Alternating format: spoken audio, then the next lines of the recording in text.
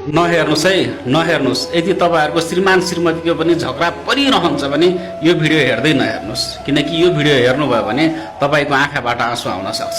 हेर्नुहोस् त, श्रीमान र श्रीमती सधैँ आगो र पानी हुनुपर्छ भन्छन् नि बुढापाकाले, यत्तिकै भन्दैन।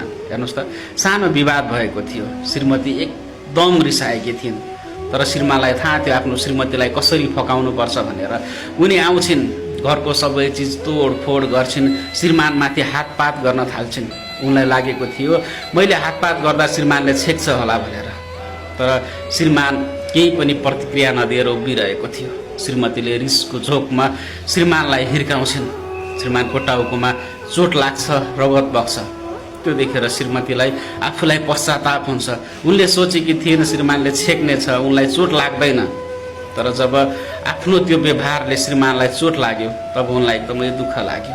हेर्नुहोस् त, यस्तो रिसलाई पनि श्रीमानले कसरी कन्ट्रोल गरिदिए।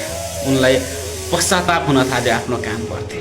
श्रीमती आगो हुँदा श्रीमान पानी भइदिनुपर्छ, श्रीमान आगो हुँदा श्रीमती पानी भइदिनुपर्छ। यदि समझदार र बुझ्ने श्रीमान श्रीमती भएपछि जस्तो सुकै ठुलो परिस्थितिमा पनि यसरी समाधान गर्न सकिन्छ, यसरी एकअर्कालाई बुझ्न सकिन्छ। साह्रै मन छ यो भिडियोले। तपाईँलाई कस्तो लाग्यो भन्नुहोस् त।